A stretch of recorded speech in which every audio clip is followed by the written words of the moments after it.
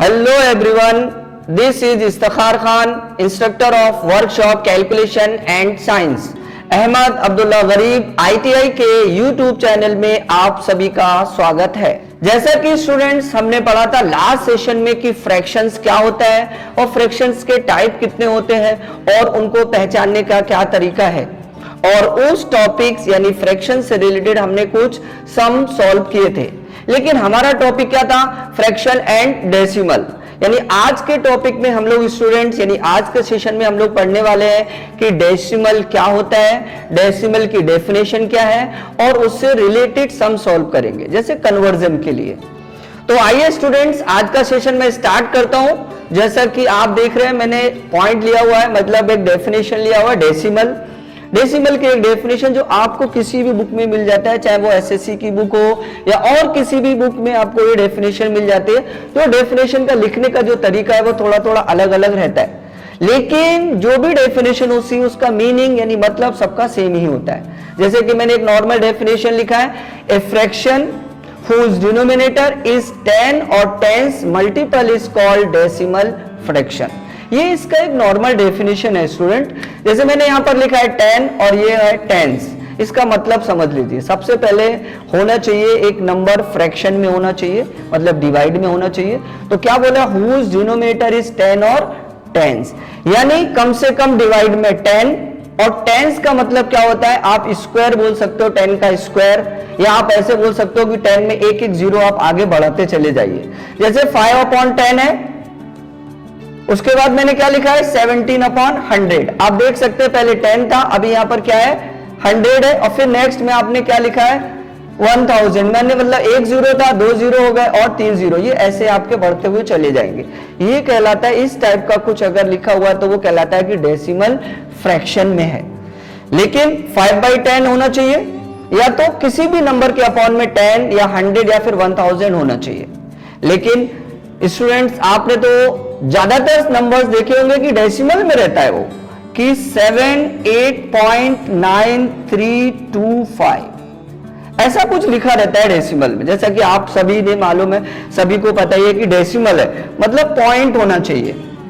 तो 78.9325 सबसे पहला पॉइंट क्या आता है स्टूडेंट? ये तो क्या क्या आप डिवाइड आप मारेंगे, जैसे कि 5/10 है, अगर मैं इसको डिवाइड मारूं तो क्या हो जाएगा 0.5, यानी एक अपॉन में जीरो, एक जीरो है तो एक नंबर के बाद पॉइंट, और दूसरा क्या लिया था मैंने 75 डिवाइड बाय 100। इसका देखिए अगर आप डिवाइड मारते तो क्या जाएगा 0.75। इसको डेसिमल में लाने का सबसे आसान तरीका क्या है कि जितने भी जीरो है नीचे, जितने भी जीरो है नीचे, जैसे एक जीरो है, दो जीरो है, यहाँ पर तीन जीरो है, तो जितने भी जीरो है आप उसने नंबर के बाद पॉइंट का इस्तेमाल करिए। यानी एक जीरो था तो मैंने एक नंबर के बाद लगाया, दो जीरो है तो मैंने 0.12 के बाद पॉइंट लगाया, ये अपना कन्वर्ट हो गया डेसिमल में। अब सबसे बड़ा पॉइंट क्या आता है कि हमारा पढ़ने का तरीका, पढ़ते कैसे हम लोग, स्टैंडर्ड फॉर्म क्या है, लोग कैसा पढ़ते हैं वो भी आप समझ लो 78.9325। नहीं स्टूडेंट्स, हम इसको ऐसे नहीं पढ़ सकते। इसका स्टैंडर्ड तरीका क्या है पढ़ने का? 78.9325। अब ऐसा क्यों? क्योंकि आप सोचेंगे पॉइंट के बाद भी नंबर है, क्योंकि ये जो नंबर है ना वो क्या कहलाता है? Whole number. क्या कहलाता है? Whole number. और ये जो क्या कहलाता है? ये कहलाता है decimal, decimal point, decimal point. तो जब हम पॉइंट से पहले का जो डिजिट है हमारा वो क्या है? होल नंबर है, इसकी हम उसको 78 पढ़ सकते हैं। 78.9325 कहने का मतलब पॉइंट के बाद जो भी नंबर आएगा वो कभी भी 1 नहीं हो सकता, वो हमेशा 1 से छोटा होता है। इसलिए उसको पढ़ने का तरीका क्या है? आपको उसको पढ़ने के लिए सिंगल डिजिट का इस्तेमाल करना पड़ेगा, मतलब सिंगल डिजिट में पढ़ना पड़ेगा। कैसे? 78.9325, ये तरीका रहता है इसका पढ़ने का जो है। अब इससे रिलेटेड हम लोग और एक दो पॉइंट देख लेते हैं कि अगर मैंने यहां पर लिखा है 75 और अपॉन में कितना है? 3 जीरो है, अपॉन में कितना है? 3 जीरो है, लेकिन मुझे तो इसको कन्वर्ट करना है किसमें? डेसिमल फ्रैक्शन में। तो मैं इसको 75 लिख देता हूं पहले। जैसा मैंने क्या बताया आपको कि पॉइंट अपना 3 नंबर के बाद इस्तेमाल होगा, क्योंकि 1 2 3 हमारे पास 0 है, 1 2 3 0 है।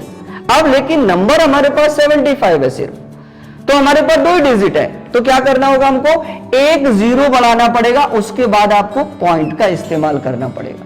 तो इसको पढ़ने का तरीका क्या होगा, 0.075। कहने का मतलब अगर 0 ज्यादा है और ऊपर के डिजिट अगर कम है तो उनको एडजस्ट करने के लिए, जैसे 3 0 थे लेकिन डिजिट अपने पास कितने, ओनली 2 है, तो क्या करना पड़ेगा, 0 बढ़ाना पड़ेगा, उसके बाद आप पॉइंट का इस्तेमाल करेंगे। तब इसको आप ऐसे भी लिख सकते हैं 0.075। पॉइंट से पहले 0 का कोई भी मीनिंग, कोई भी मतलब नहीं होता है। तो यहां पे आपने लगा लिया, इस तरीके से हम इसको कन्वर्ट कर सकते हैं। अब हम स्टूडेंट्स क्या करेंगे कि ये जो डेसिमल डेफिनेशन आप सबने देखा, पढ़ने का तरीका याद रखिए, स्टैंडर्ड जो मैंने बताया वो ध्यान रखिए। कभी आप जल्दबाजी में 78.9325 नहीं पढ़ेंगे, आपको पढ़ेंगे कैसे, 78.9325, यानी पॉइंट के बाद जो डिजिट है उनको सिंगल डिजिट में आपको पढ़ना है। तो अब हम इस टॉपिक से रिलेटेड, यानी इस पॉइंट से कोई सम सॉल्व करेंगे। जैसे कि क्या रहता है कि स्टूडेंट का एक प्रॉब्लम होता है कि फ्रैक्शन दिया हुआ है, किसी भी टाइप का फ्रैक्शन दिया, उसको आपको कन्वर्ट करना है डेसिमल। वो कन्वर्ट कैसे करते हैं वो मैं आपको आगे कराता हूं। देखिए स्टूडेंट्स, हमको कन्वर्ट करना है, क्या लिखा है, चेंज 5/8 इनटू डेसिमल फ्रैक्शन। यानी हमारे पास जो क्वेश्चन है पहले उसको देख लेते हैं, क्या है, 5/8। ये किस में है, ये तो आपको मैंने लास्ट सेशन में एक्सप्लेन कर दिया था कि 5/8, यानी ये एक फ्रैक्शन है। कौन से टाइप का फ्रैक्शन है, मैंने आपको सिखाया था 3 टाइप के फ्रैक्शन है। यहां पर ये क्या है, प्रॉपर फ्रैक्शन है। इस फ्रैक्शन को हमको किस में कन्वर्ट करना है, डेसिमल फ्रैक्शन में। तो नॉर्मल जो हम लोग डिवाइड करते थे ना, वैसा लिख लेते हैं बेटा, 8 और ये आपका 5, ठीक है। इसको हमको किस में चेंज करना है, डेसिमल फ्रैक्शन में।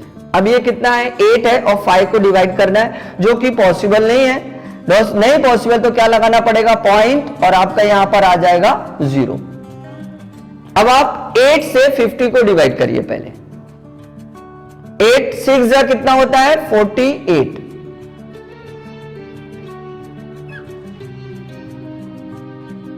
8 6 जा कितना हो गया, 48। फिर मैंने इसको माइनस किया तो 10 हो गया था, 10 आपका 2 आ गया, और यहां पर आपका कितना आ गया, 1 0। अब देखिए अभी भी ये पॉसिबल नहीं है, ये अपना 2 है, तो मैंने फिर क्या किया, एक 0 बढ़ा लिया। 8 2 जा कितना हुआ अपना, 16। वापस से माइनस किया मैंने तो 4 बच गया, नॉर्मल डिवाइड है।